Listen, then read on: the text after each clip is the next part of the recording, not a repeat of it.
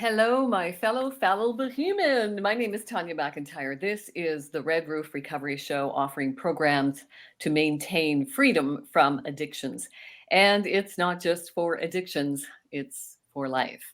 I appreciate you spending the next few minutes here with me and my life partner and best friend. I like to call him Sir Lancelot. My knight in shining armor has been with me for over 30 years, and much of that was lived experience through my drug and alcohol addictions. Lance brings the perspective of a family member of a loved one who's affected by addiction. Lance shares his lived experience with family members, and he has an extraordinary amount of empathy that I'll be sharing with you as well. So family members gravitate to Sir Lancelot because he has compassion like none other I have experienced. And also we share effective communication tools which can motivate your loved one to seek recovery sooner than later. We offer thoughtful conversations around a variety of recovery topics. You're going to be hearing science-based approaches to build a life beyond addiction, a life that you won't need to escape from. Because there are literally hundreds of tools that you can use in recovery and life. The key, one of my favorite acronyms, is to keep educating yourself until you find something that clicks for you. And I saw the rolling of the eyes from Sir Lancelot with that acronym because I know he has a deep dislike for acronyms. I love them because it helps me remember things. Snappy slogans, as I say, they're very helpful to reprogram our brain, to retrain our brain. Yes, apparently. Hello, my darling. Hello, Mel. So what are we going to talk about this week? The topic for this episode is dealing with life adversities, specifically grief. I would like to talk about because I'm processing feelings of grief right now, heightened emotions around grief, losing someone I cared about, someone I worked with, and someone who I watched circling the drain, and nothing I seemed to extend as a helping hand could help. And there's nothing, I think, more painful than to watch someone you care about just not being able to find any hope in life. Mm-hmm. Yeah, it's very difficult to do. And that's one thing the loved ones do a lot of, watching someone that you can't help. So those are most of the calls that we field here at Red Roof Recovery from family members watching their loved ones circle the drain. It's very painful. And as we know, since the pandemic, not only addiction rates, but also suicide rates have doubled, if not more. I think it's probably closer to tripling. And it doesn't seem to be improving because, we're dealing with broken systems when it comes to dealing with mental health conditions. And addiction is most definitely a mental health condition. It's definitely the most complex mental health condition, I think, on the planet, while still being the most stigmatized condition in the world, sadly.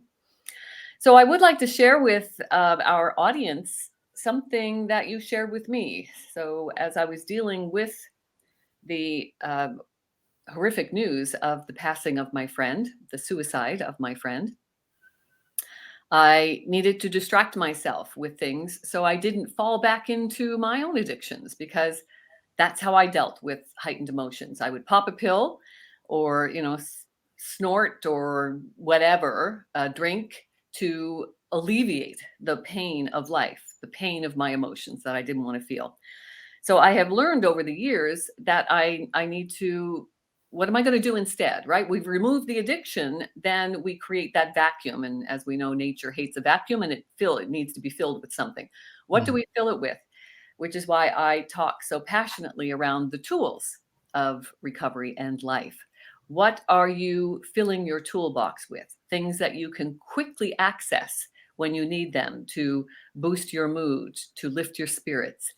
And for me, I often talk about the unconditional acceptance being the hammer in my toolbox, unconditional acceptance of myself, of others, and of life. That is what keeps me on the path to freedom from my addictions, for sure.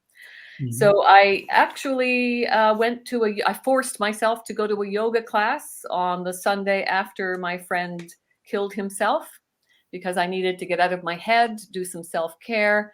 So I made myself go, and I actually arrived in my pajamas, um, to the point where my yoga teacher said, "Are you okay?"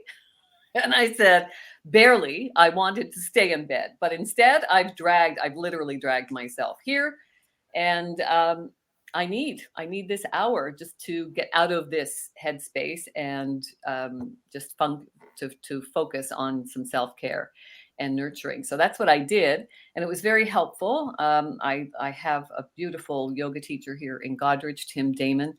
He's a beautiful spirit. I'm grateful to count him among my life's blessings, as I am grateful to count you among my greatest life blessing, Lance. I'm eternally grateful for you every day.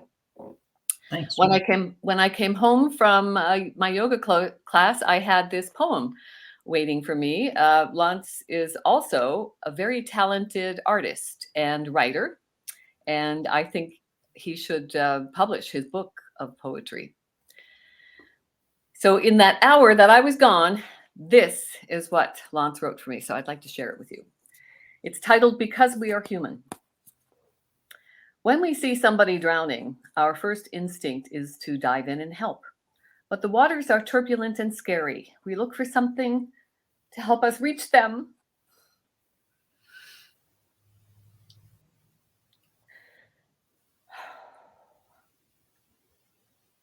Do you have a copy? Okay.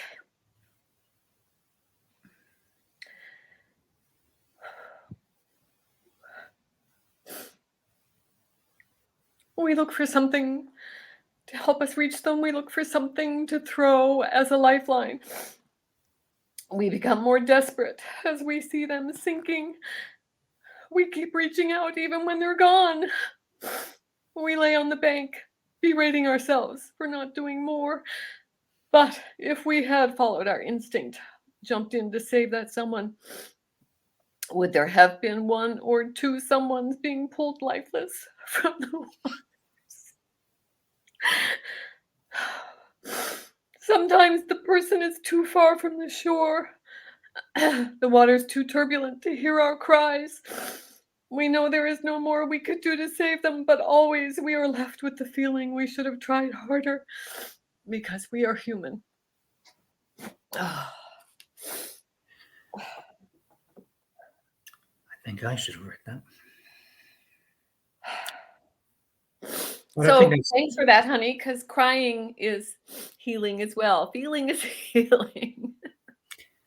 Well, So I apologize to our watchers and listeners. But it actually feels better to cry, to get it out. Better out than in, as I always say. Yeah. So thank you for that, sweetheart. That was very comforting. It's still very comforting to me, and it's been comforting to a lot of people. I have a lot of people reaching out to me for a copy of that poem because a lot of families are sadly sharing that common denomination of grief and loss. Well, one thing I observed, especially, with you, but I presume it's ubiquitous with this situation, is that we do blame ourselves for not helping enough, for not being there enough, but if you're going through your own addiction journey, you have to look after yourself as well. And that's what the poem was about. It was about,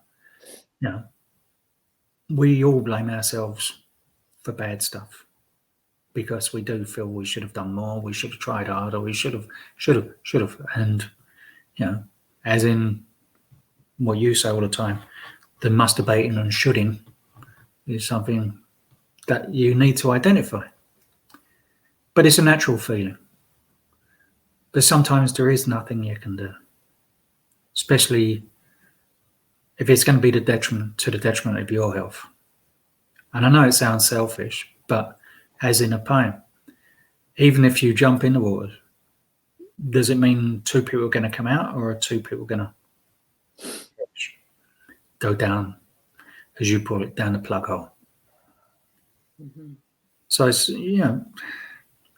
life is complex enough without dealing with addictive behaviors and addictions. Life's, as my saying is, life's shit a lot of the times. Was it Monty Python that Like saying, like a life's a crime. piece of shit when you think of it? Yeah, as they're all hanging from the cross. Yeah, and a lot of times it is. And as soon as you identified it, yeah, most of life is unmemorable. We go through our days on autopilot. You know, getting up, making the tea and coffee. You know, and if you said, "What did you do yesterday?" 99% of it you wouldn't think. And then there are joyous periods. You know, they're the really good parts. But on the other end of the scale, there's times where it's not good, and people on their addiction journey have to be very careful that you don't want to numb those bad feelings. Exactly. So that's the what do they call it? The easier, softer way in 12-step meetings. You hear that a lot, right? We go for the easier, softer way, and it takes we need to become a master of our mind instead of being a servant to it, and that takes a persistent willingness to exert consistent efforts to help ourselves. And for me, it took me a long time to get there. As you know, I relapsed every year in 12-step programs. But that wasn't the fault of the program. That was because I wasn't doing the work to maintain my freedom from addictions. I would get a year or two under my belt and think I was fine.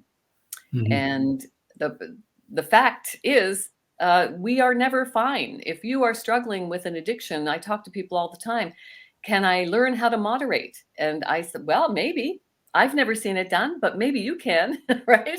Let's see if you can do that. I would be fascinated to see if it can work. You need to, for me, I needed to accept that there is no moderation in my life. I've got lots of evidence now to prove to me that there is no moderating drug and alcohol in my life. Drugs and alcohol are something that will never be in my wheelhouse. And it's something that took me a long time to accept. Now, my life is not at all boring and monotonous. It is joyful and fulfilling. And I can't even imagine. I used to think I can't imagine my life without drugs and alcohol. And now I can't imagine my life with drugs and alcohol. So it's a fascinating journey that I encourage everyone to take, to hop on that bandwagon and go for the ride and learn how to navigate the waves of life. Mhm. It's fun. It's exciting. Yeah, it's not easy. You know that. You went Mm. through a lot of pitfalls. And from the loved one's point of view is, as I've said before, the realization that there's nothing you can do to stop your loved one from either taking or not taking, doing or not doing. The only thing we can do is be present for when